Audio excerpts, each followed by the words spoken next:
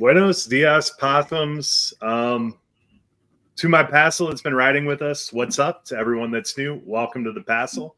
We are Offensive Points, and today we are doing our first rookie mock draft for fantasy purposes. So we're going to do 3 rounds, dive through. We're going to have some fun.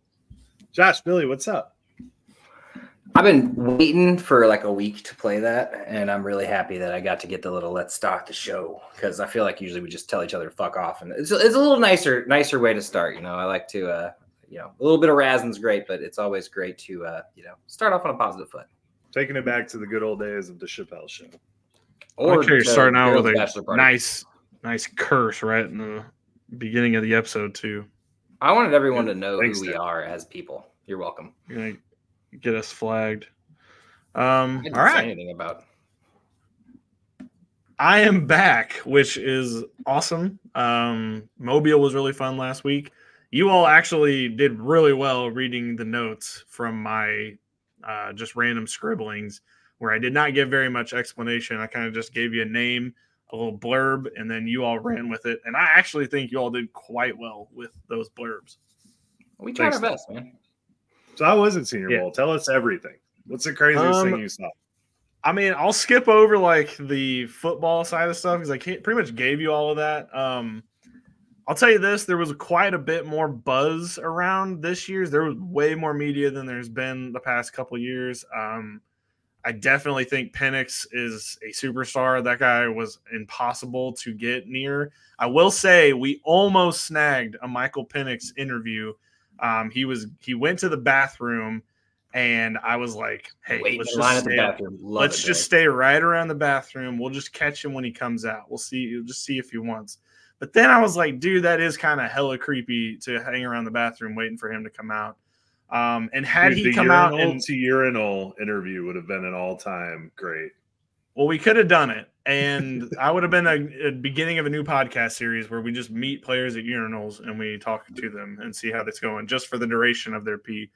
But we didn't do that. And had he come out of the bathroom and went the way we were standing, I would have definitely asked him, but he turned and went back towards where the NFL teams were meeting players. And so it would have been like a nice little brisk jog to catch up to him. So we didn't do that because that would have been even weirder. And then we were already waiting outside the bathroom. So didn't as fate would have it, he chose the NFL teams over you. And that's very sad. It's pretty smart. Well, the media scrum that we had, we get like 45 minutes with each team. He came in, did his press conference in front of like 15 to 20 people that were standing there. And then immediately when that was over, he went and did one interview with a girl that wasn't supposed to talk to him, and then went to the bathroom and then jetted off to talk to NFL teams. So that is an NFL player. That is not somebody who needs, like, that's not a guy who needs to talk to the, lowly nobodies like me. He clearly was on a mission. So I appreciate that he was even here. Like, he didn't need to be here. And yeah, that guy's a first rounder. I've seen a lot of people try to kick him out of the first round. I just can't buy it just based on the murmurs that were around down there. Just don't see it. I'm excited to see where we place him in a rookie draft. Yeah, for sure. I mean, we went over some of your notes last year, but who's your guy? I mean, I remember we had Damian Pierce, which doesn't look so great after last year. Looked great his rookie year. I mean, that's what we were buzzing about before. Who is your guy from this? Well, as far as running backs go, Ray Davis, I really liked him a whole lot. I thought he was one of the better running backs there. I do like Cody Schrader a lot. I don't know how it's going to work in the NFL. He does not appear to be a player that looks like he's going to work out, but I would love it if he did. That would be so dope because, he's coming from Mizzou. That would be really cool. Wide receiver wise, our Southeast Missouri guy, Ryan Flannery. I don't know. He told me how to say his name like 3 times. He was really cool. And I thought, like, he got no buzz. I've listened to, like, other Senior Bowl podcasts that, like, cover the whole event. They didn't mention his name a single time. But I swear, every practice we watched, the ball was going in his direction, like, every single time. Like, every quarterback that was on the Penix, Bo Nix, like, those guys, they just trusted him in the slot, and he was catching everything. So I kind of like Roman Wilson was like the big name that got a lot of flash, but I'm telling you, the second most consistent player in that wide receiver group that he was in was definitely Ryan from Southeast Missouri. But who knows? I don't know how that's going to go to the draft. At least he's going to go to the combine. You saw that play out in the game too. Late in the game, they were just peppering him with targets, and I mean, it's kind of what, like I said, I scrummed up some tape on the guy. There's not a whole lot coming out of SEMO, but I don't know who the hell is playing quarterback for that team, but he did not let a ball touch the ground. The ground was lava for the ball. Ryan Florida, it was great.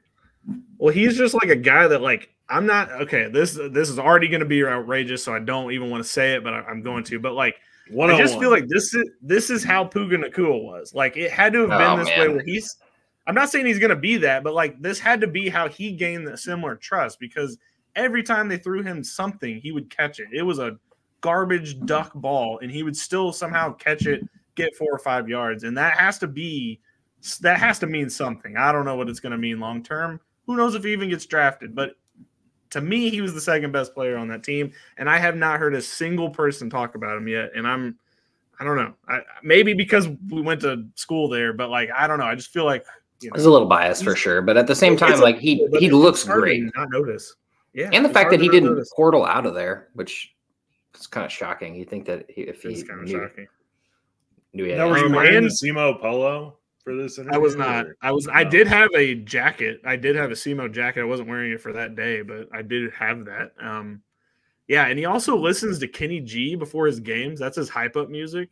So I was like, what a choice. I did not think that at all. He's like, yeah, when I randomly listen to music, I listen to like 21 Savage and stuff, but before games, Kenny G in the moment. And I was like, okay, that's rad. I haven't heard anybody call out the Kenny G, but I saw that interviewing. Absolute kudos on the interview skills. You just keep evolving into an even better interviewer. You want to hear something suspicious? And Nate brought this up too. A lot of people were using the same questions as me. Now, I'm not saying that I invented these questions. I'm not saying they copied me.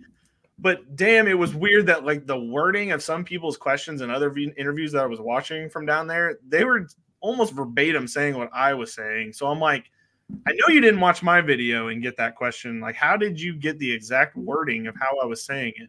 I don't know. It is a pretty generic question, and nobody asked about music, so it wasn't bar for bar, but it still was weird. It's not the most like in-depth question that you think would be asked multiple times. And I'm sure those people were like, why do you keep asking me what music I listen to? Yeah. So I don't know. I am kind of mad at Ryan Flournoy because when I asked him who he modeled his game after, he said Jerry Rice, which I was like, well, okay, the GOAT, great. And then to another interviewer who asked the exact same question, he said Des Bryant. That person tagged Des Bryant on Twitter, and Des quote tweeted it. And I'm like, come on, bud. I could have used that. I could have used that bump. Jerry Rice? Bump. No, definitely. I didn't even think to tag Jerry Rice because I don't feel like Jerry Rice runs his own Twitter. But yeah, that was probably even better. Probably would have been tagged even sooner if Jerry Rice wasn't running Twitter, because I doubt he actually would care about that. Yeah, that's cool. Good. Yeah, well, I mean, every wide receiver wants to be Jerry Rice. He's best wide receiver in NFL history. Like, of course, that's who you're going to model your game after. But yeah, whatever. And then Peyton Wilson was obviously my favorite. I mean, you all listened to the interview last week on the pod. That guy is amazing. I mean, even after we stopped filming and we were talking to him, like, that guy is just, I mean, he is just a good old boy from the country. I feel like we need to invite him to one of our drafts because Mom and Daddy don't play. He would fit right in with our group that goes to the lake every year because he is just a regular old guy. And Something tells me he can put back a couple bush lights. Oh, I'm no doubt in my mind. The fact that he doesn't listen to music is kind of strange, but I feel like he, in his downtime, does. I just love how he's like, he probably couldn't say that he listened to Co Wetzel or something, you know? Yeah, probably. He's like, you wouldn't understand what I listen to. But he's like, I didn't bring headphones. And I was like, okay, well, that's a checkmate to me then. Because what can I do with that? Fucking nerd talking about music. You don't need no music. Anyway, it was Yodel and Slim. Can't wait to do it next week. What's that guy's name? Year. Yodel and Slim. Yeah, Yodel and Slim Clark. I know what you're talking about. Oh. The only person that's yodeled in this century. Oh, yeah, okay. I know who you're talking about, the Walmart kid. Wow, y'all are up on pop culture. That was only a couple years ago.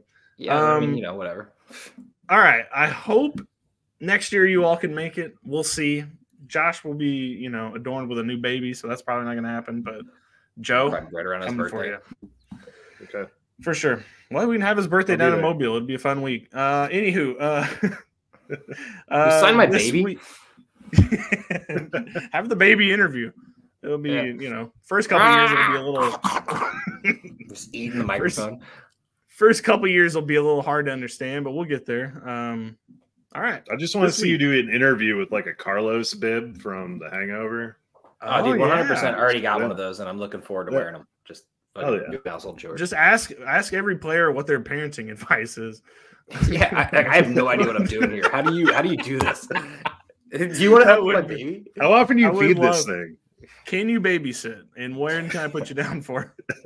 I want to come to your game, but I don't have a babysitter. Will you babysit so I can watch your game? Oh, I guess I wouldn't be able to see you play. Tough. Yeah. Let's get into the draft, man. All right. So this week we're wait. Before we get in the draft, I forgot. I didn't tell you all this. We're going to need to talk about this ahead of time. Josh, week 1, the Eagles are going to Brazil. How do you feel? Is that week 1? I didn't see that it was week 1. I'm pretty positive that said week 1. They're going to Brazil, and it's being played on a Friday night. That is the most bizarre thing I've ever heard. So how do you feel about that, Josh? Second game of the year, which would be pretty nice. Obviously not getting the opening game, but no, I'm looking forward to the Brazil game. I think that's awesome that the international travel and how much that's opened up since just London. I mean, we've seen Mexico City. I think that first one failed because there was some sort of hurricane or whatever that happened. And then we're seeing Germany. I mean, it's just cool to see the NFL, and everybody wants part of the NFL. Everyone wants the NFL. There's fan bases all across the world, as we learned while we started this podcast. I'm looking forward to it. I think it'll be really cool. I can't wait to see who we're playing overseas. Do you think Jalen Carter meets Dom Toretto and realizes his dream of street racing in Brazil? Hopefully not, because he's already got enough trouble for that as it is. Hopefully, they've probably been scouting him, though, right? I mean, They're like, we got some DVD players we need stolen. So he's not. He doesn't look like the kind of guy who's jumping from car to semi, though. If I'm going to be completely honest with you, I don't think he's making that jump. You don't think he'd do that? I mean, the shocks on the car might be just gone, but he could probably pick up a car, though. So that's good. The Eagles lose a home game out of it, but it is fun that they're going to play a game in Brazil. We were losing home games last year anyway, so whatever. Eagles versus the world, am I right? Yeah. All right, let's get on to the mock draft this week. We're going to do a 12-team Superflex rookie mock draft. This is just rookie players. We're going to include IDP. I'm not going to lie, first 3 rounds, it's kind of tough to project IDP at this point because we don't exactly know even who linebacker 1 is. I know who my ideas are, but it's tough to even say. And defensive end 1, cornerbacks are plenty this year. But all right. So without further ado, we did not talk about how we were going to decide who picks first in the opening, but do we just want to nominate players, or Joe, do you just? No, we were just agreeing on it. First couple should be pretty easy. 101, even in a super flex, is Marvin Harrison Jr. You will not change my mind on it. Ding, ding, ding. That's who we're picking. Okay. Well, I did figure that was probably where we were headed. Look, I am not going to lie. I am starting to hear a little dissension in the, is Malik Neighbors better than Marvin Harrison camp? That just feels like people who want to try to drive down the value in the overall draft for Marvin Harrison. Marvin Harrison's going to be the first player taken in fantasy drafts. Don't overthink it. You're getting AJ Green right away, at least. That's a floor, is AJ Green. Not going to matter what offense he ends up with. He's going to make whatever quarterback, he's going to make a head coach better for 5 years, 10 years. So, look, this is the guy you need to get. I will say it is a 1A, 1B situation, in my opinion, and that is how I will have them ranked, because Malik Neighbors is an absolute stud. Yeah, and also for 1A, 1B, and Superflex, if you need Caleb Williams, I have no problem you taking Caleb Williams. If you're quarterback needy, if you need some wide receiver help, or you just want the best person in this draft, I mean, in either Superflex or regular, Marvin Harrison, obviously, no brainer for any PPR or non-PPR or anything that's not super flex. But I think even in super flex, he should definitely be the number one off the board. For sure. So, yeah, I don't think we need to spend too terribly long on this. It's kind of like the Bijan pick last year. It's kind of set in stone until proven differently. Tyler Algier. So, yeah, exactly. Well, Arthur Smith isn't there. I did like Raheem Morris in his opening press conference. They were like, what are you most excited about this team? He's like, we have Bijan Robinson and we have Drake London. That's what I'm most excited about. Oof, and I'm like, thank you, Raheem Morris. Thank you for understanding that you drafted 2 players in the top 10. You need to probably use them like they were drafted that way. And Kyle Pitts shed a single tear when he said that. It's pretty sad. He needs to go to a different team. Give him another opportunity. But I would like to see him ball out this year. That'd be fun. All right, on to pick number 2. I would probably go Caleb Williams since we're doing super flex. I think he is a can't-miss prospect, quarterback-wise. I think he's going to mean a lot to his team right away. I've seen some people trading away the 101 for, like, Justin Fields and stuff. I just can't. I've seen that on Twitter. I just cannot believe it. Like, at worst, you're getting Marvin Harrison. Best, you're getting Caleb Williams, like, for quarterback purposes. Don't be trading that away for small potatoes. I think this is going to be a good pick, and Caleb Williams is going to be good wherever he goes. Yeah, I mean, like I said, it could have been number 1. It could have been number 2. 100% it's Caleb Williams here. I mean, don't get me wrong, Malik Neighbors will be amazing too, but I think this is super flex, and this is where the quarterbacks start flying off the board. Yeah, no, Caleb Williams for sure in this spot. For the Bears, most likely. All right, on to pick number 3. I'm going to say it's Jaden Daniels, but I'm willing to listen to what you guys think. This really comes down to landing spot. Like, obviously this is super early. We're, 2 and 3 months away from the draft. So if there's a great landing spot for Jaden Daniels and goes to the Falcons, which I think is where he's mostly projected at this point, yeah, I'm going to go with him. But Drake May, not Marcus May, could also end up in a really favorable situation as well. But he could also go to a really bad team and, the Carolina Panthers, a type team. I understand they're not going to be drafting him, but or have the capital to draft him. But you know what I mean? That kind of style. Like, if you're looking at that, I would definitely probably go Jaden Daniels just because of the mobility of that factor as well. Yeah, I like where your heads are at because I had Jaden Daniels as my second quarterback off the board. I'm going Malik Neighbors here just because I think, again, you have an all-star wide receiver for several years, and neither May nor Daniels kind of outshine that. I understand in a super flex, everyone gets real grabby at quarterbacks, but I would stand strong there and go Neighbors. But if you guys want Daniels, we'll go Daniels because I'm not going to argue that one. I do think he's the most valuable quarterback on the board after Williams. Yeah, I just think that honestly, the next two picks here, Jaden Daniels and then Drake May, just because it's super flex and people are going to get grabby, and I wouldn't be surprised if Penix makes it into the first round as well, if not, in the next few picks. Yeah, but they'll probably be there. I don't know. I usually in super flex, I let people get grabby at quarterback. There's always I traded back last year and ended up with Stroud because everyone was all over the other two. Yeah, so there's 3 to 4 teams that are needy of quarterback in every league, and I think these 3 go in the top 4 really, but I think even the top 4 quarterbacks go in the top 7 basically. Yeah. Well, okay. Just for clarity's sake, we're going to put Drake May, even though I don't know if we all 3 agree with that being the 4th pick. We're going to put Drake May down just so we can kind of get past the quarterbacks. Look, These quarterbacks are going to go in the top 5 of the draft, probably. I mean, maybe somebody slips, but I don't see it right now because there's a lot of teams that need good quarterbacks, and these are kind of the 3 that you want. And then, after that, it kind of gets a little wishy-washy. So, look, if you need a quarterback in the Superflex League, we're just going off of what we assume somebody's going to need when they're drafting. Any of these 3 quarterbacks would be good to go to start a team with or complement somebody that you already have. So, just going to put Drake May down for 4. He's the one I'm most worried about, to be honest with you, as this draft process goes. There's some things that scare me about his game last season that I just can't get over, and he hasn't started very long. I don't know. Makes me nervous a little bit, but we'll see. Maybe he lights up the combine, proves me completely wrong. All right, on to number 5. I think we're going with Joe's pick of Malik Neighbors. Look, he could probably be as good as Marvin Harrison is. There's a lot of people that probably have them 1A, 1B, and there might even be some people that have him 1A over Marvin Harrison. But at the same time, this one I think is going to matter a little bit more landing spot, just a smidge. But I think he's going to be a good pick either way. I don't know. My comp for him was a love child of Justin Jefferson and DJ Moore. So love child. He could easily go 101 in my book. That makes him wide receiver 3 in Joe's standards. Yeah, That's true. Yeah, no, that's just the middle of them. Yeah. Knocks Jamar Chase right out of there. Replace it with a love child. I mean, I'm not gonna lie. Like, I feel like Malik Neighbors kind of favors a Jamar Chase style of play, so I definitely could see him coming in.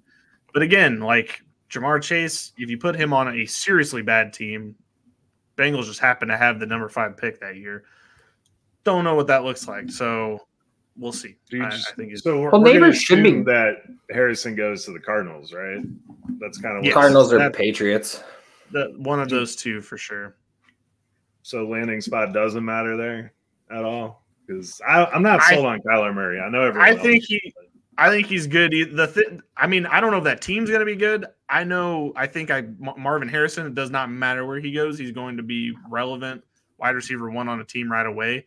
Malik Neighbors, I think eventually throughout the season will take the hold of the wide receiver 1 on whatever team he goes to. But I feel like he ends up on the Chargers. I don't even know what to make of that situation for him. So even though I think he's really good, I just would need to see it, I guess.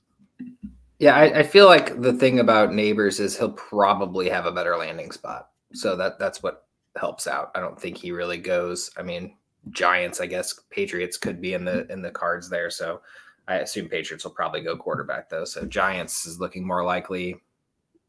Titans potentially if he slips to the 7th. It could be interesting. I wouldn't mind seeing him on the Titans, but if he goes to the Patriots, if he ends up on the Titans, I feel awful for him. I just really do.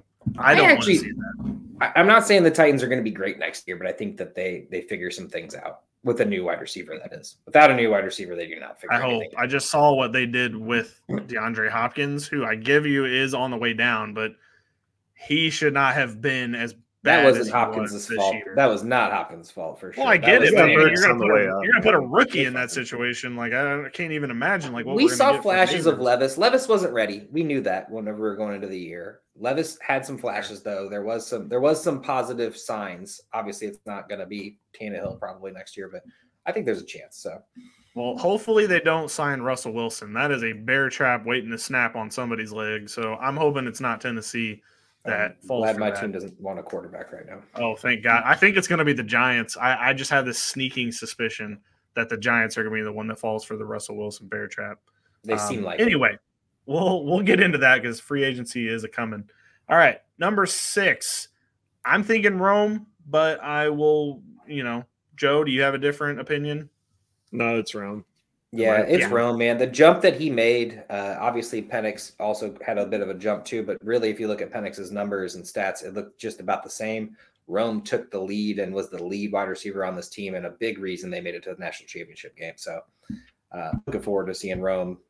And the good thing is he has a really good chance of making it to that 15-ish spot where some of those better teams and wide receiver needy teams can be, so he can be the true number 1.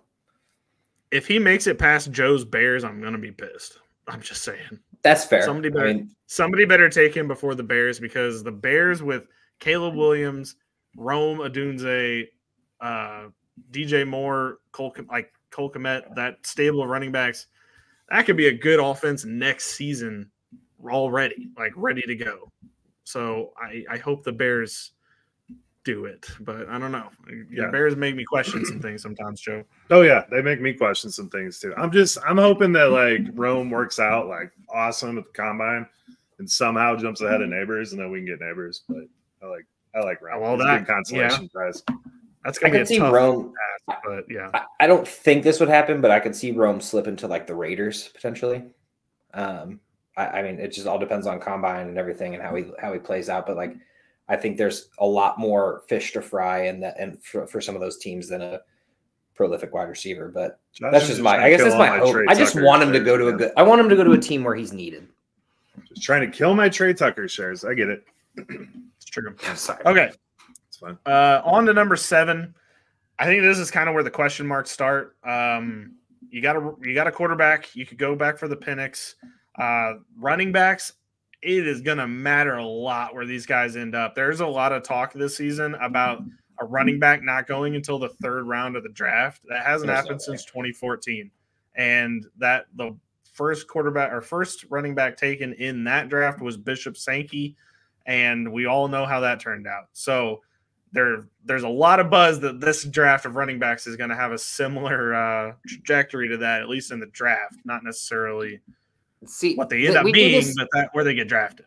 They do this every year, though. It's always right now when you look at mock drafts and you look at landing spot for some of these running backs. Without a landing spot, you have no clue what you're getting. Like, obviously, Jonathan Williams, we know he's probably not going to be starting right away. He's probably going to miss a little bit of time to begin with. But, there's Trey Benson, there's Braylon Allen. I mean, there's some really good running backs. And if they land in the right spots, if they're, an Isaiah Spiller and sit behind Austin Eckler for 2-3 years, then yeah, obviously it's not going to be great. But if they land on a team that is in need of a running back, some of these, it's hard to be like, oh, dude, Trey Benson's going to kill it. Because if he goes and backs up a running back or gets a complete split workload or adds him to the Washington Commanders and they now have 4 running backs and they also don't like him and like Brian Robinson for whatever reason. So, I think it's probably late 1st round before any running backs go. But at the moment, I think that running backs could jump up if the moves make sense in the offseason.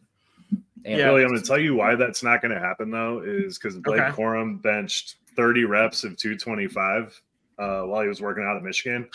And that's just going to go straight to the heart of one of these coaches. And he's going at least in the 2nd. I mean, Harbaugh, I cannot see him not picking up Blake Corum. If I had to guess where he gets picked, it's going to, he's going to get rid of Eckler, Harbaugh is, and then he's going to bring in Blake Corum. And that's just how it's going to go. I don't know how he's going to, what he's going to have to pay for that. But I could see Corum going to the other Harbaugh, too. JK out of there, Mitchell with the ACL.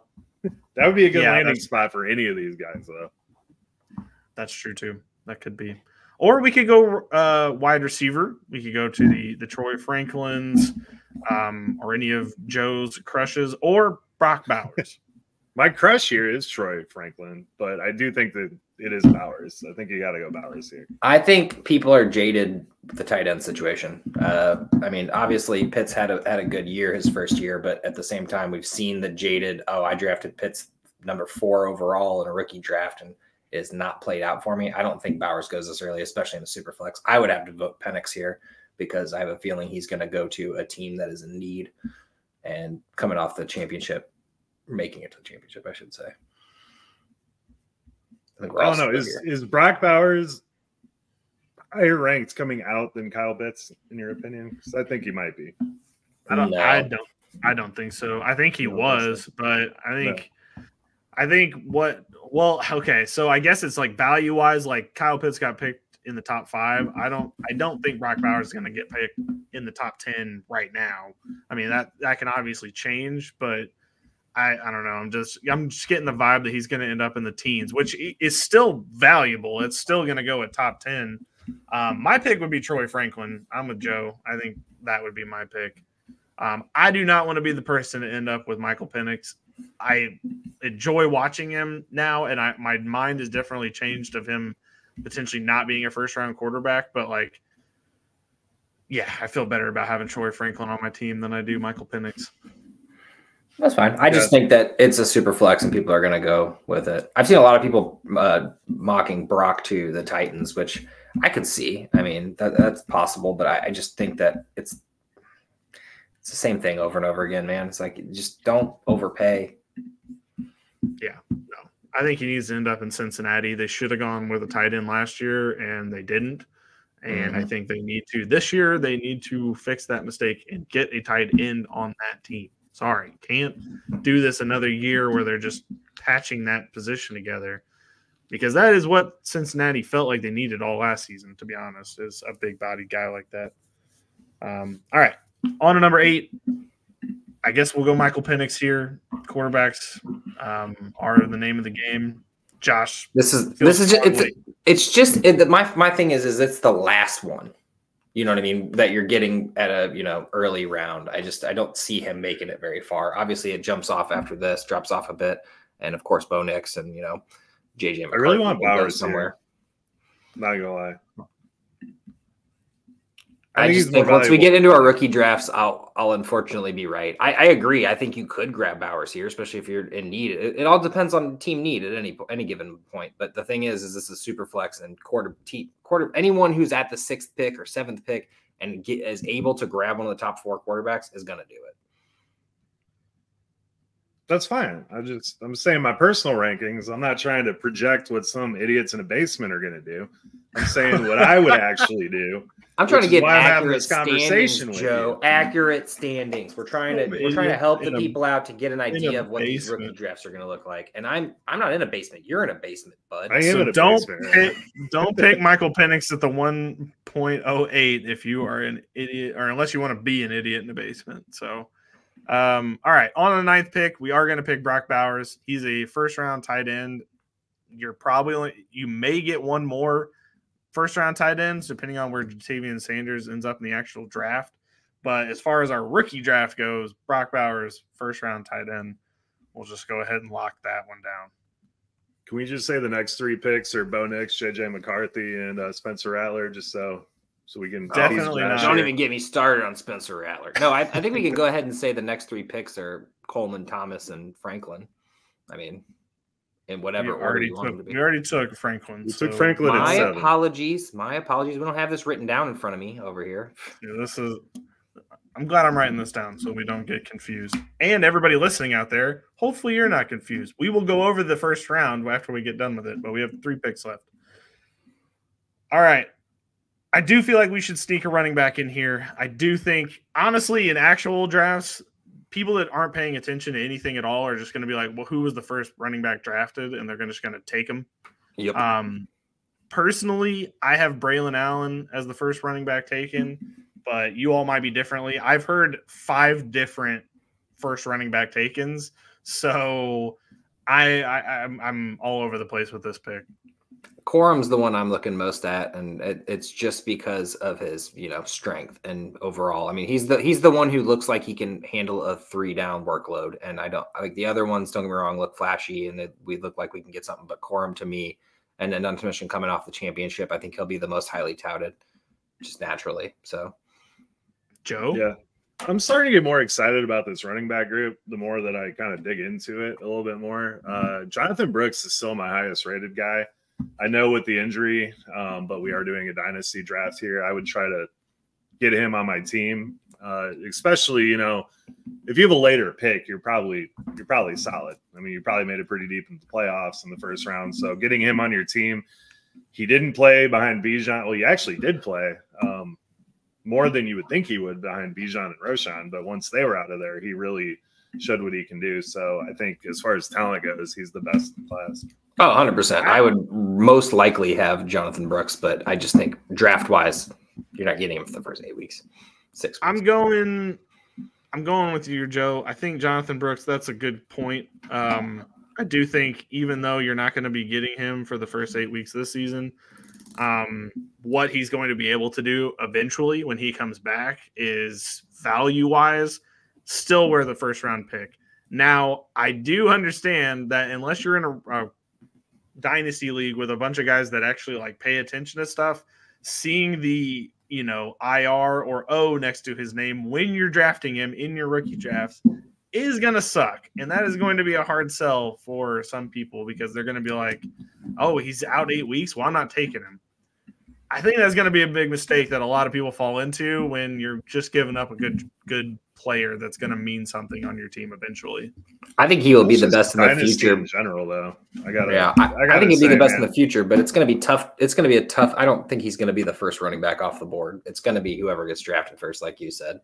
Well, and I think you're right about that. And honestly, because I think Blake Corum is going to go to one of the Harbaugh brothers, I do think he probably needs to be the next pick on this board.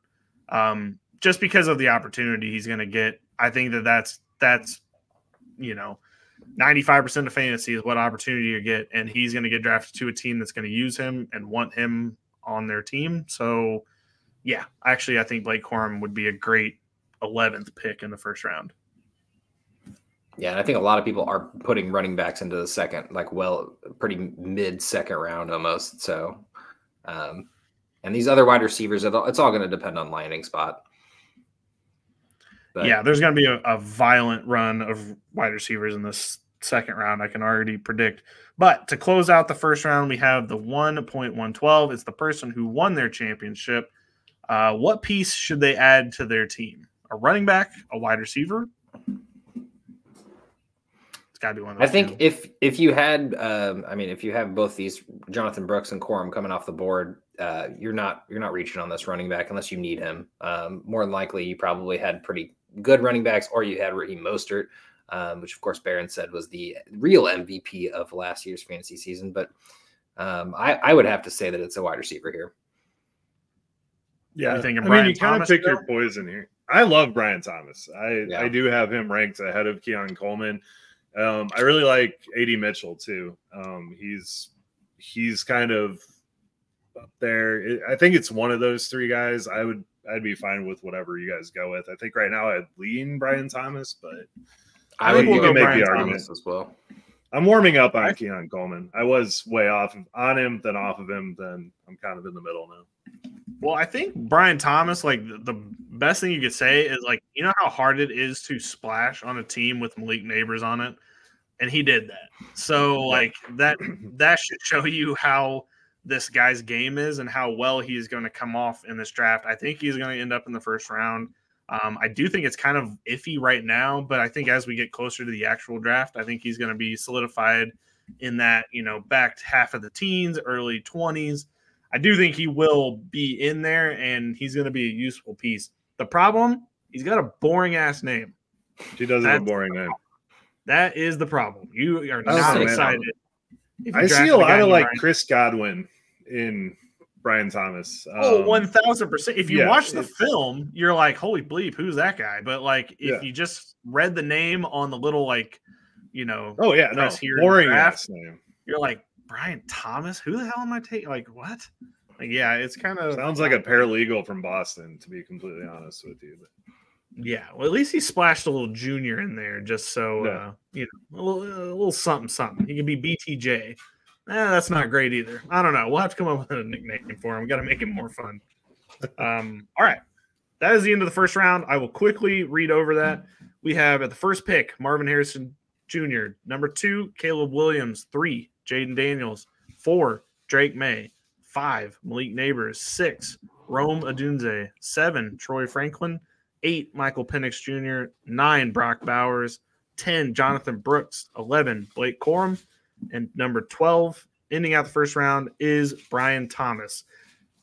That is a loaded ass first round, if I could be completely honest with you. Like, if you even won the championship, you're getting a great player at 12. Not a dice roll. You're getting a great player at 12. Yeah, the loaded amount of wide receivers, and like obviously there's the top 1 and 2, but even like 3 through 7 is just great. Like we haven't even gotten to the Texas wide receivers, and I think that's going to be even right coming off the board about now.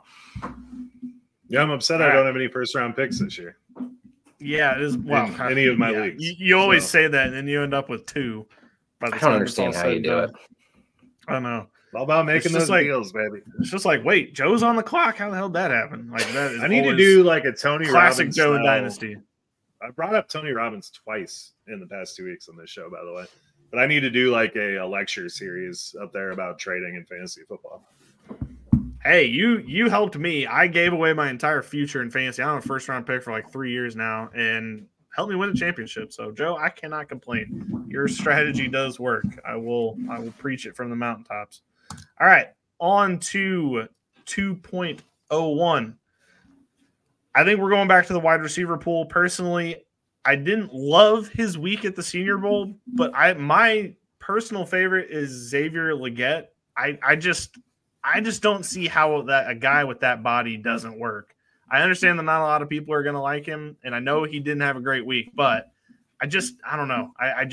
He's one of my draft crushes, I guess. I actually, this next pick, I think this comes back to running back because whoever had this pick got Marvin Harrison more than likely. There's obviously a chance they went Caleb Williams. I think Braylon Allen or Trey Benson goes here just because of diversity, just trying to make sure you have your wide receiver and running back. If you got the 1-1, you're trying to build this team from the basically ground up and you want to give yourself the best shot. So I think they go Braylon Allen or Trey Benson, depending on landing spot. I don't like Braylon Allen or Xavier Legette, to be honest with you. I would go Keon Coleman or A.D. Mitchell or even Cody Schrader. I do think he's going to be good in the NFL. I know he's slow, but we can't. Joe. You can't stop him on the field. He picked up speed. Joe, I love you. As the season progressed. No, the Senior Bowl kind of was what I think is going to happen to him. He had like 1.2 yards per carry. He did have some good pass catching numbers, but there's just some of these running backs on this list are going to at least go higher. I don't think Cody Schrader is going to go until day 3. Fuck, give me Marshawn Lloyd then. 7 yards per carry. I will compromise on that because Marshawn Lloyd is very good. He was the best running back down there probably. Marshawn Lloyd would be the answer here, even though I think it's going to be Braylon Allen or Bucky Irving, to be honest. But I will compromise with Marshawn. No consideration here, just based on monstrosity. He's a huge dude. That's what I'm saying. I could see Keon Coleman over all the people you guys mentioned, if I got to be completely honest. I was just saying that running back seems likely for someone who would have gotten Marvin Harrison. But if we're going with the actual draft pick, it'd be Keon Coleman is who I got to go with. I'm sorry. These running backs you're throwing out are not 2 1s and almost first-round picks yet. All right. Pick number 1 of the second round is Keon Coleman. Hey, a Marvin Harrison Keon Coleman team is actually kind of pretty dope. All right, on to pick 14, which is the 202. You guys feeling anything different, special here? I don't want to just throw out a list of names. I would want a Donnie Mitchell here if I was drafting because I want to see what he can do. I mean, landing spot's important, but Quinn Ewers did him no favors last year, I don't think. So if he can actually get with a solid quarterback, I think we're really going to see what he's capable of, which I think's a lot. Yeah, I mean, you guys watch more college than I do. Is Mitchell overworthy? Is that the consensus? Yeah, AD Mitchell is like a big-bodied receiver that I really like his game a lot more. Xavier Worthy, if he ends up in Miami, wow, that is going to be ferocious. But he is going to need to land in a specific team that's going to use him correctly. AD Mitchell, you can just throw him out there and he's going to go get any jump ball 50-50s that you throw to him. He's not going to be a huge yardage guy, but he's going to be like a 10 touchdown guy probably, which, is useful. Xavier Worthy is the build of a runway model, and honestly, I can't rank him anywhere. He will not be on any of my teams. Really? You say that, Joe, but he ends up with Mike McDaniels. You're going to think different, I think. They got Chase Claypool. He's fast. Yeah, but they're not quite. Xavier Worthy. He's got brick. I don't know, man. Xavier Worthy has a lot to do with the same reason I do not like Jerry Jeudy, and I just see him giving up on plays all the time. And he's built like a runway model, and that's just 2 strikes against him. I'm just saying I've seen him torch Alabama's DBs. 3 of them are probably going to be in the first 2 rounds of the draft. It's hard to say that he's not, going to be good, but I hear you. I think our pick is AD Mitchell, though. We don't need to get into the – oh, my God. He is not John Ross. He is John Ross. AD Mitchell. Got it. Right. Cool. We don't have mute powers here, but a John Ross to Xavier Worthy. All right. Joe's taking 1 pick off because he compared Xavier Worthy to John Ross, which that's not even the same thing. See, the thing is, Joe, I love your ideas and I love these picks that you're throwing out there, but in reality, they probably will not be drafted this high in a rookie draft. I love where your head's at, and I love hearing who you want to draft. And when you trade inevitably for a first round pick and trade up and get into the first round, you can draft whoever you want, man, because you will. Damn right. All right. Joe's taking pick 15 off. We are doing Trey Benson. I think if we don't have Trey Benson go any higher, if we don't get him up here this high, somebody in the fantasy community is going to call us frauds. So my pick here is Trey Benson. I think he has the potential to be the RB1 in this class when it's all said and done. I've liked what I've seen from him. Josh, do you have any complaints?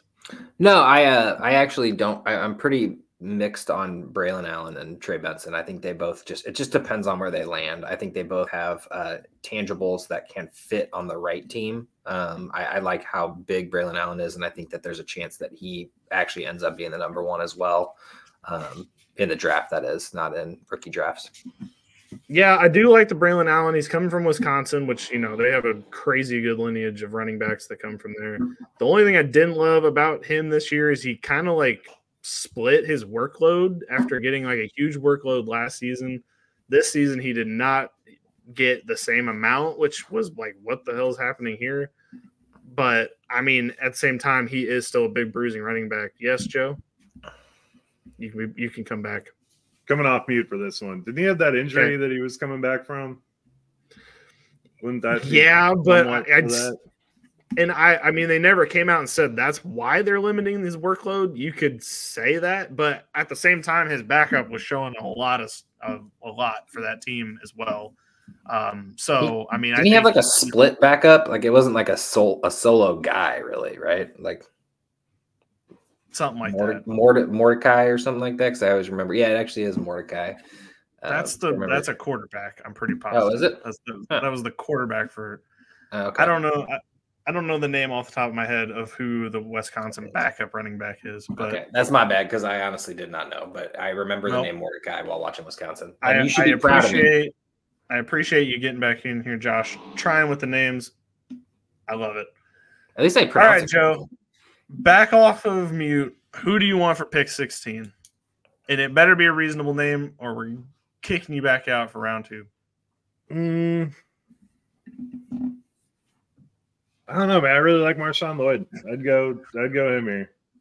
So where That's do you as reasonable think Marshawn as I Lloyd, can get right now. Where do you think Marshawn Lloyd's going to be taken in the draft? 3rd round, 4th round. Okay. And do you think Marshawn Lloyd is going to get taken ahead of Braylon Allen, ahead of Bucky Irving, ahead of Audric Estime? Do you think he's going ahead of all of those guys? Yeah, because I don't think Braylon Allen is going to be a bell cow. I know he's got the size for it, but I don't think he's going to be that guy. And Okay. you kind of just said that there. Bucky Irving, I'm extremely excited about. But I don't think he's going to get the workload. I think Marshawn Lloyd's a guy that could get a 3-down work set. I feel the same way about Ray Davis, but I'm looking at these running backs, and I just don't see. I would go Marshawn Lloyd here. If I can't take Cody Schrader, Billy, I'm going to go Marshawn Lloyd. Okay. Josh, do you have an opinion? You're muted, Josh. I don't even know why. I'm so sorry. I was just going to say I actually slightly agree with Joe. Unfortunately, I think Marshawn Lloyd. I still think that. Okay. I do think that our guy here is going to go. Braylon Allen's not going to make it this far down the board, but. So I agree with Joe. I think Marshawn Lloyd has a chance to be that lead back. So I did get to talk to Marshawn Lloyd down the Senior Bowl. He did say he's modeling his game after Josh Jacobs, which I liked quite a bit. Except he wants to add a little DeAndre Swift quickness into it, which I was like, that's a wet dream for the. That's like LT us. Right there. I know. I was like, please make that happen. That would be wonderful. But yeah, I could see him going this high. I just don't know if he's going to get drafted this high. But fantasy is a different animal than the actual draft. So, okay. Pick 17. Josh, you want to throw somebody out there? Yeah, I think we actually get back into the quarterbacks around here. I think we got to remember this is still super flex. I don't like it, but Bo Nix is in the category, or JJ McCarthy, depending on landing spot. I think JJ McCarthy could easily make it to the Rams. And you're looking at basically the successor to Matt Stafford throwing to Puka Nacua in the future. And I think this is where one of those two starts going. It doesn't have to be this pick, but I think in the next couple picks, there's no way that these two make it past this.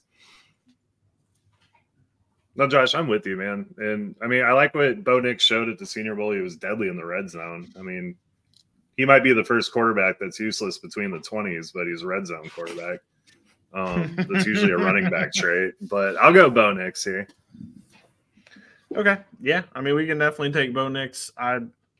Look, he has the look and the feel of a quarterback. I definitely liked him. I refuse for JJ McCarthy to enter my mock draft, but I know he's going to get there eventually.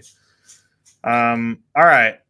The next person off the board, we're going to have to take him at some point. I'm taking Braylon Allen. I know Joe hates him, but he's going to get drafted high enough to where he's going to get taken at this point, I think, in the draft. Sorry, Joe. Not to mention, he's way of the road. Starting out as running back 1 on rookie boards, so therefore people are going to remember his name, and that's what it comes down to.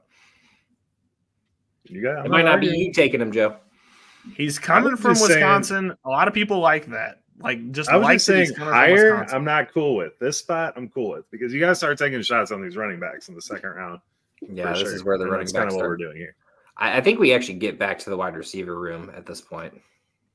I was about to say, there is definitely some guys here that I'm thinking we should go with. So with the 19th pick, which is 207, I'm actually thinking it's going to be Ladd McConkey. I personally don't think he's better than a third-round draft pick. However, it doesn't matter what I think. A lot of people are saying he's a first-round wide receiver, even with being 5'11", 185. So I can't argue with what other people are thinking. I know that this has gotten me into trouble with the quarterbacks in the past, but this is a wide receiver. Maybe I'm primed for a new mistake, but if he's going to go that high, he's got to get drafted that high. I just think it's a mistake for whoever drafts him. This is the Josh Rosen of wide receivers of this year. Josh Rosen. I'm sorry, that's how I feel. I would have to go with Worthy. I think he's very worthy of this spot. I think we've actually kind of passed him over a couple picks, but I do agree, though. I think Ladd McConkey does go right around here, unfortunately. Yeah. Joe? Not on my team. I'm still on the Devontae Walker train. I know he did not show it at the Senior Bowl, but if he gets the right landing spot, he is immediately – I mean, if all these guys are on the same playing field, I would take Devontae Walker over any of the remaining wide receivers. I'd probably have Ricky Pearsall next. Oh, yeah. You want to throw Leggett up there, Bill? I would be down with that. I would say Worthy or legit, because I think he'll get drafted just because he has a cool name. And we still have Roman Wilson too, who I'm telling you, he has made himself some. He made himself some money last week, and I think he's definitely going to be a guy as well. That is fair. But we can do Xavier Leggett here, and I mean I don't think we're done with wide receiver, to be perfectly honest with you. No, I think this is where wide receivers start popping. Worthy's got to be in one of these next couple picks, and go Xavier if you guys wanted to, but. I do agree with Roman Wilson going here right around this time as well. So I'm down with Joe's pick of Tez being the next person off the board here. I think that's not a bad call. I did not love some of what I was seeing down there in Mobile, but at the same time, I do think he was a very good wide receiver. I don't think that it was necessarily his fault. It's kind of hard to get, used to those quarterbacks in that situation. So, I mean, I think we can go off of what we saw the entire season with Drake May. So I think Tez Walker would be my pick here. Yeah.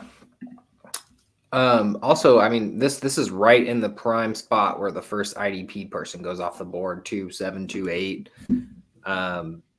I mean, it's linebacker, right? It's definitely not edge. We don't have a clear-cut edge rusher as the number 1 right here. So I honestly don't know who. Defensive wise, I have 2 ideas, and you can call me crazy. Peyton Wilson, mainly because I'm convinced from your interview, but also I did watch his tape and he looks freaking amazing. But also Jeremiah Trotter Jr. And the only reason I say this is because the Eagles obviously have ties with Jeremiah Trotter, and they also are in very much need of a linebacker. We don't know what Nakobe Dean's going to be like when he gets back. I don't know if this is where he goes in the draft, but he's going to be a phenomenal draft pick for somebody. He looks just like his dad out there, and there is a reason that the Eagles have been tied to him in the second, third round. So, do you think they re-signed Shaq Leonard? I don't know, man. It didn't work out. I think he got a good audition. I mean, he was there for what, 3 games? 3-4 games, yeah. It didn't really get a full shot. It never. I mean, I think the back injury has just been bothering him. If he can get relatively healthy, I think that might be the case. But there's a reason the Colts cut ties with him. I was excited when he did get there, but man, it looks bad. Yeah, that'll be interesting because that wouldn't be the worst move if they can get him for the right price.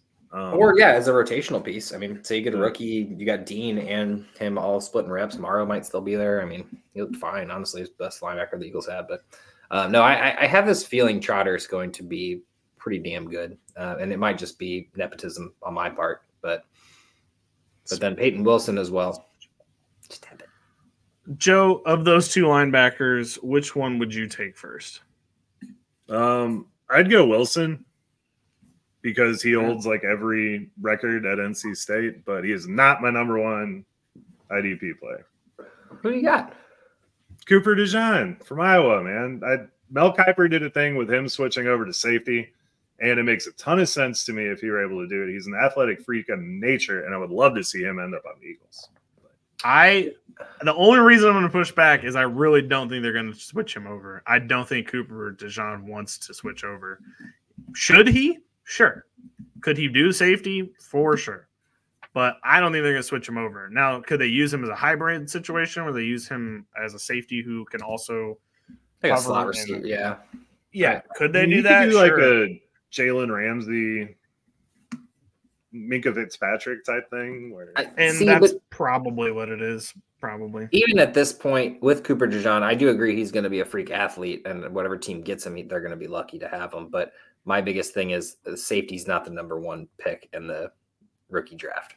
Ever. I just don't know who is. I mean, Peyton Wilson would be my next bet, but I mean, none of these edges. Landing spots are going to mean a lot. Yeah, I mean, 100%. A lot. Like whoever the Eagles take, check like that.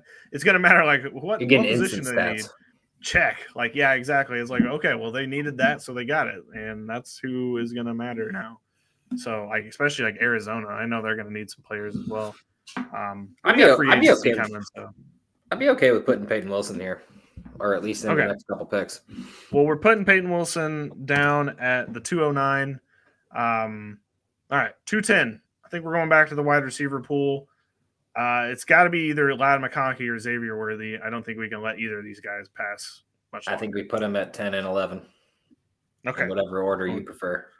Going Xavier Worthy first from Texas. I do think he's small. I do think Joe's right there. I just think if you're taking Xavier Worthy in the second round, which is probably where he's going to go, you have a very specific use for him that's not going to be, putting him in like a big body situation.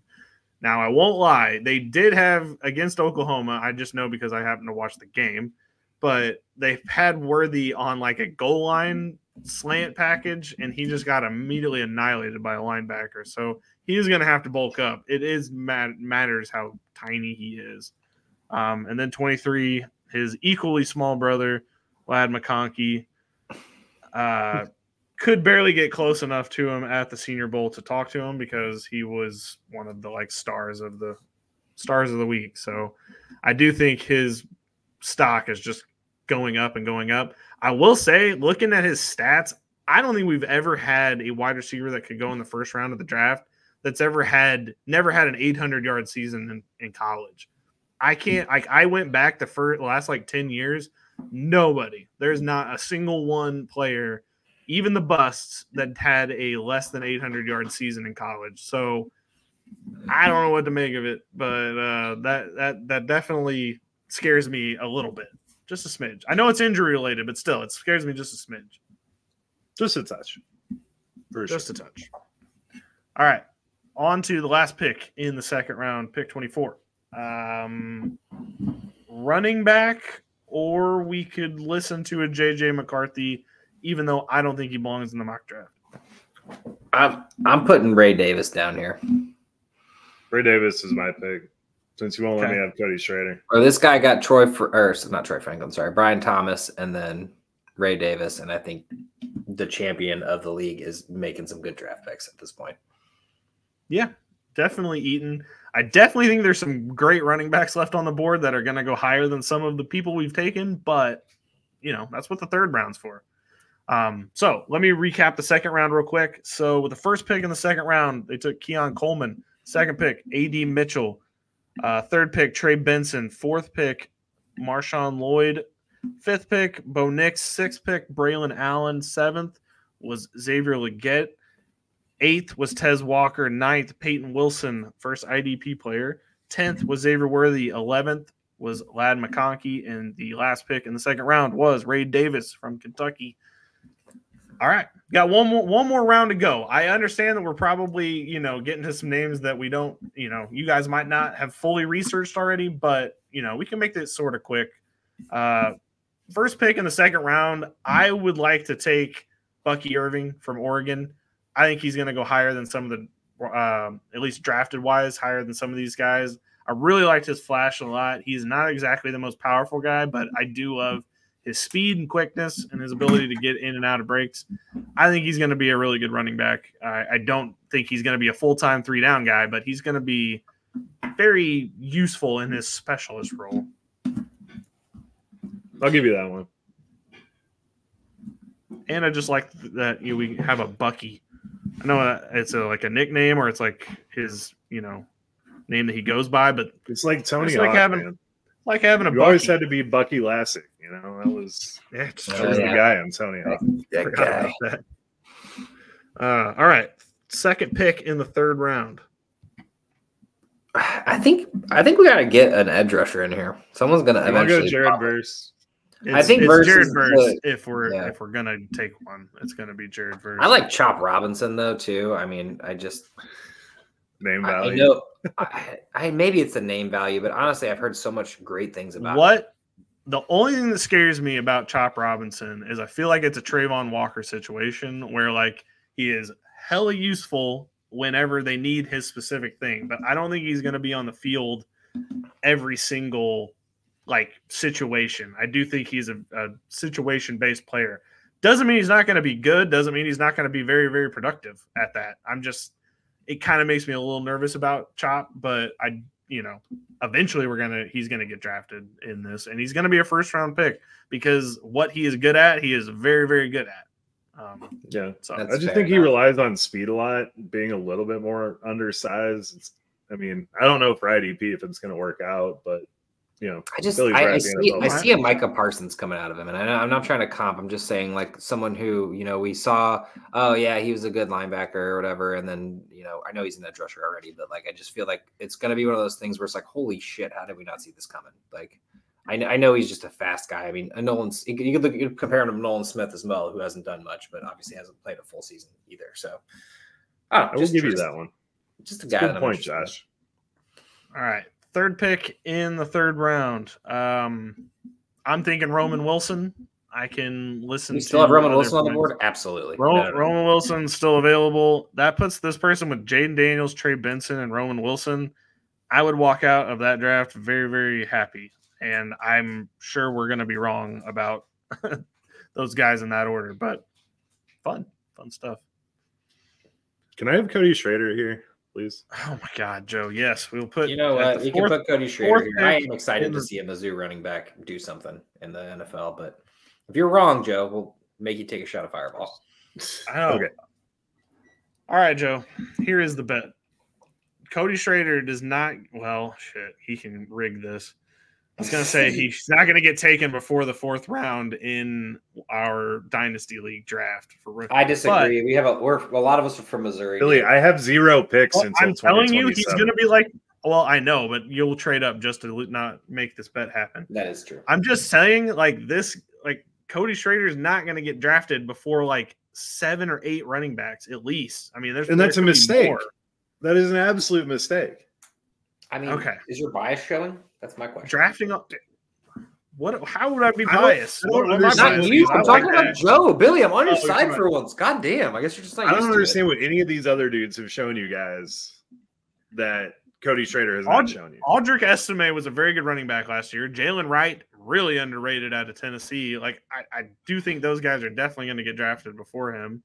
I think he's down with the other guys that are kind of lower on this list, and that's just the way of the road. But we have him down here. He's fourth pick in the third round.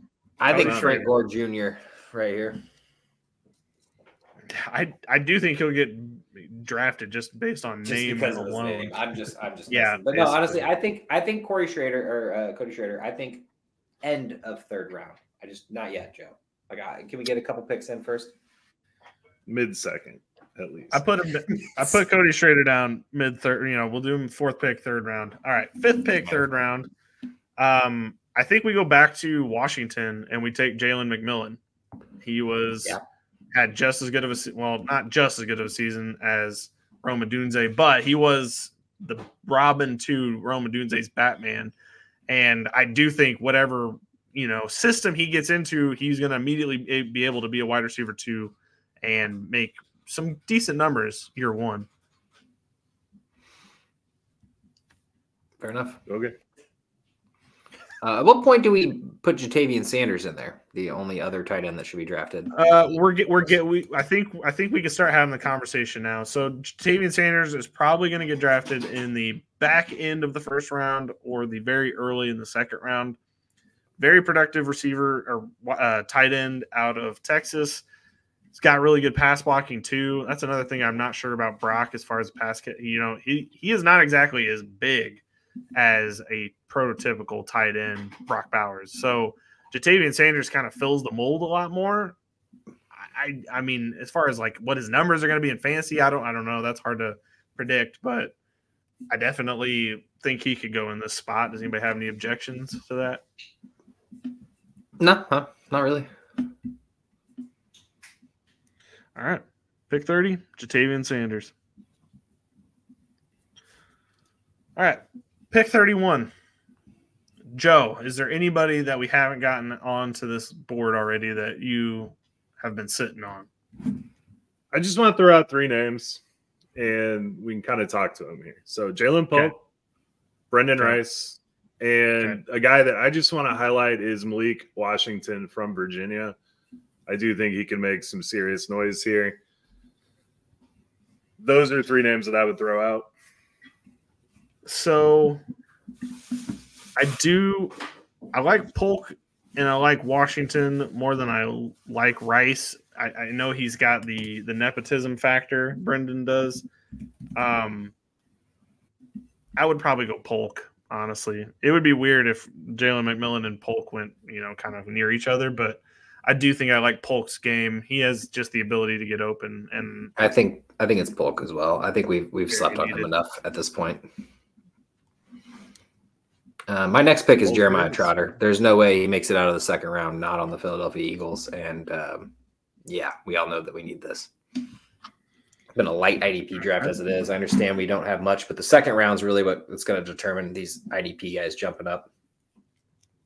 It's true. It's just there's just so much offensive talent. We got a good offensive year, whereas we don't exactly have the best IDP year. But at the same time, I didn't think Jack Campbell was going to go in the first round of the draft last year, and there he sat.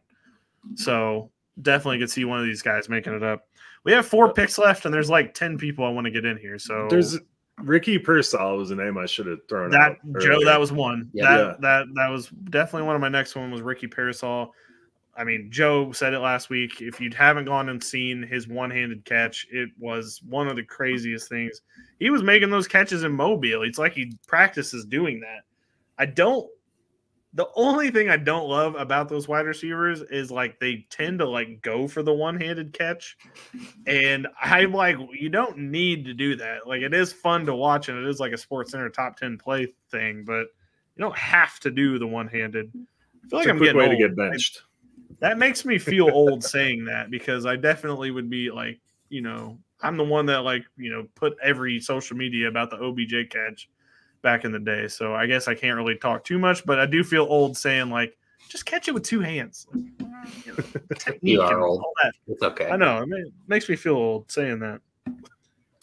All right. Pick 34. I'm going to throw out Audric Estime from Notre Dame. I think he needs to be taken. He's probably going to get taken earlier than this, but if he's not, I'm probably going to be trading into the third round to take him if he's still available at this spot. So putting Audric Estime down. Yeah, I was wondering if we had picked him yet, but can't see the draft board. Are we going to throw McCarthy up here? Just probably because. Should, right? Yeah. Yeah, I don't think he makes it out of the third round, especially in Superflex, but I think this is the last. And then a bunch of random quarterbacks go, I don't want to say Brock Purdy's because that would actually be a great pick. But the Spencer Rattlers of the world. Oh, Spencer Rattler and Tua's brother. Yeah. What a funny situation for that guy. He tried to go back to school for a 7th year and got denied. So he just had to go to the draft because he didn't have any eligibility left. Like that is a weird story. We also have Jordan Travis from Florida State. Before the season, I would have said he was going to be, a top 2-round quarterback, but he had that devastating knee injury, and who knows what he's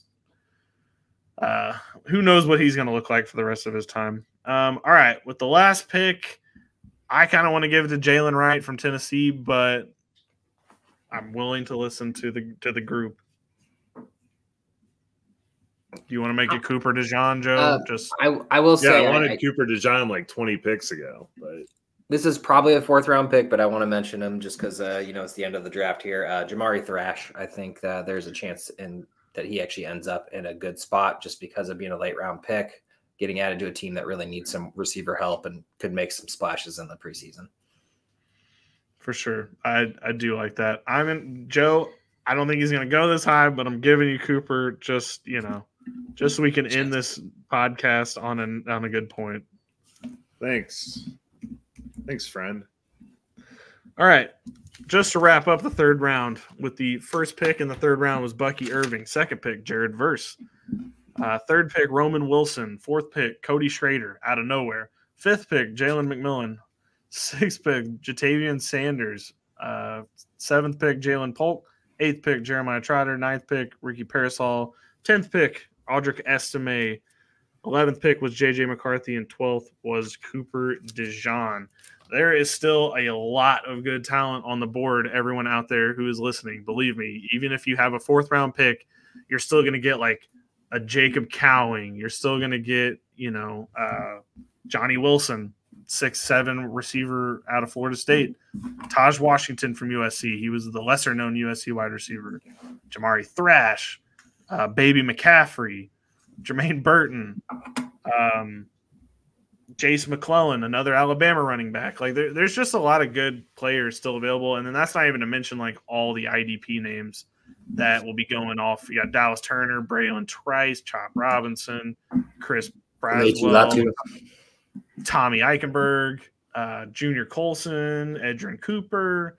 There's going to be a lot of good players still left on the board. So if you're out there and you were like, man, what am I going to do with all these 4th-round draft picks? This is actually what I feel is a good year to bolster your depth. You're probably not going to get a lot of home run hitters. We're not going to find like a Puka Nacua sniffing around the 5th round, but you're going to get a lot of guys that are going to fill your roster and put up numbers for years to come. I think this is going to be a good depth draft, not necessarily there's a couple flashy names at the top, but overall there's a lot of good players that are going to, mean something come draft season. You ain't lying. Absolutely.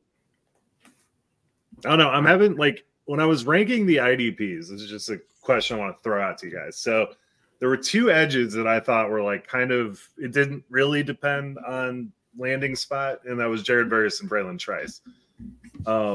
Outside of those 2, I mean, do you have any other edges because I think Turner kind of looks more like a outside linebacker type. But I could be wrong about that as well. Darius Robinson from Missouri, he was probably the one that went from, is he a 3rd rounder to definitely in the 1st round at the Senior Bowl. He was a defensive tackle, I guess, earlier in his career, and he went to edge rusher and popped off 10 sacks right away. I really feel bad for Mizzou. They just lost their defensive coordinator this season to LSU. They, dropped a big bag of money on his porch.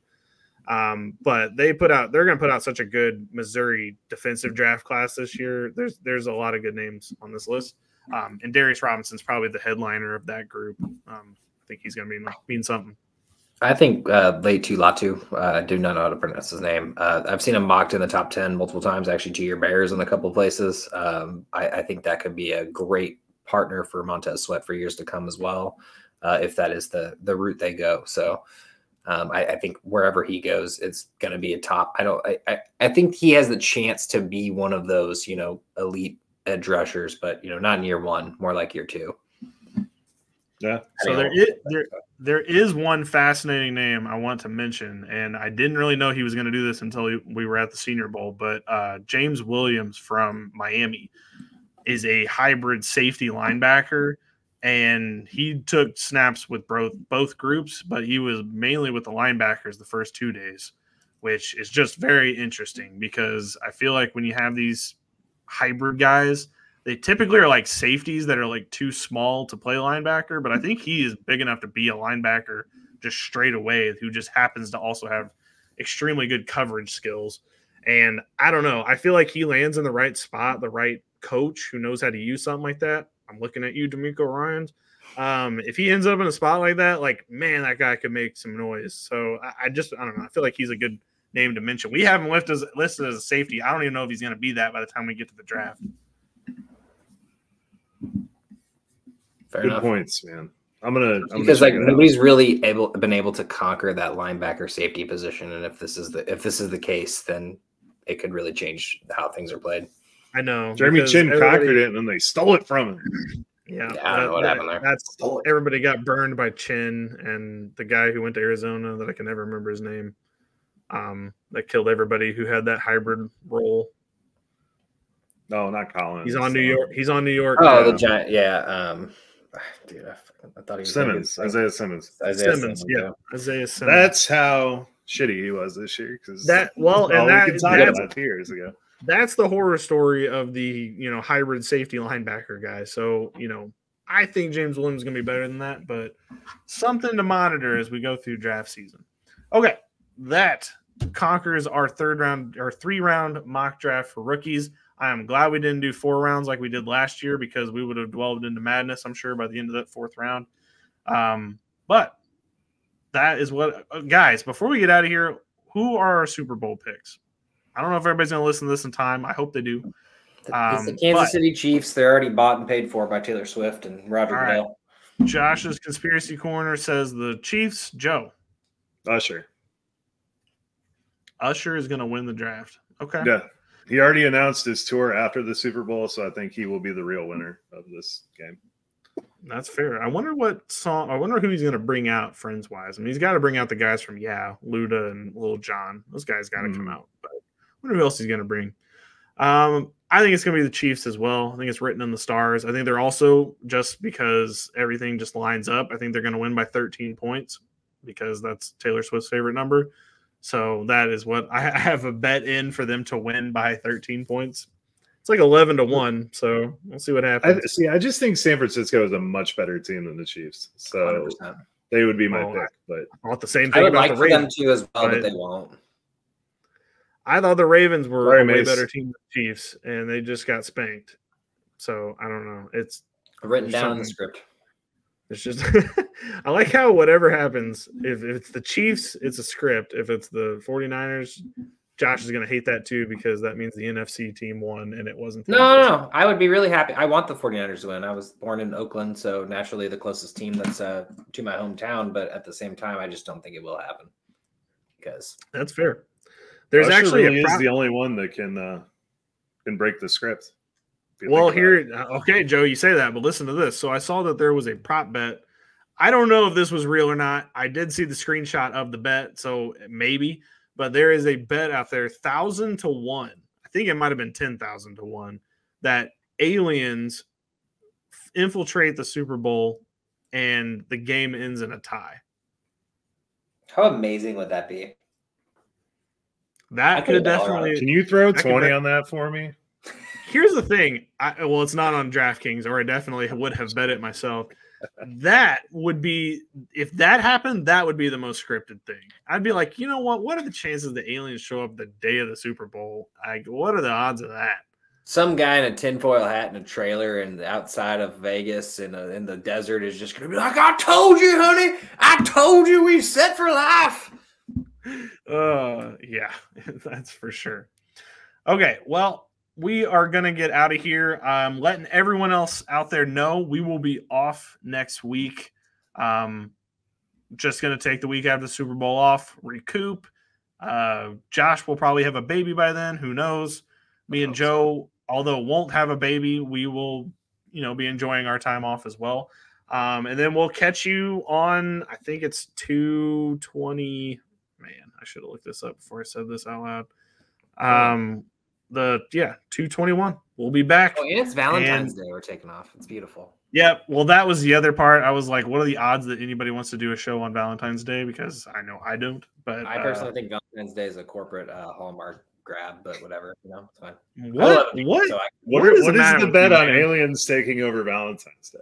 What do you mean? What's the matter with me, dude? Valentine's Day is the stupidest holiday. No, there's some dumb holidays out there. You are going way down. Well, I guess it's just 2 in a row with the conspiracies. Like, you were just way down. Like, you said, reflect on your love, man. You said some guy in a tinfoil hat. You are that guy. Like, the call is coming from inside the house. Are you kidding me? Do you like Valentine's Day? Do you think it's a good? No, I don't. But I also don't think it's like a conspiracy theory. I think maybe no, dude. Hallmark's selling cards, man. That's what they're doing, and they bump up the roses to $60 for whatever reason, even though they're $25 any other week. Yeah, it's a dumb holiday. Go on the 15th though and get discount chocolate. That's where it's really at. I mean, dope. I work at a retail establishment, so you already know. I will be, I'm rubbing my hands together like Birdman. Very excited for that. All right, so we won't see you next week. We will be back in 2 weeks on the 21st. It'll probably be me and Joe, and then I might line up a guest to come join us because we won't have Josh probably. So for all the guys here, 2 weeks, enjoy the Super Bowl. Joe, get us out of here. Enjoy the Super Bowl. Good night. Thank you for watching this IDP Guys video. If you like this content and you want more fantasy football content, click here. If you enjoyed this video and you want to see more videos to help you master your IDP league, click here to subscribe.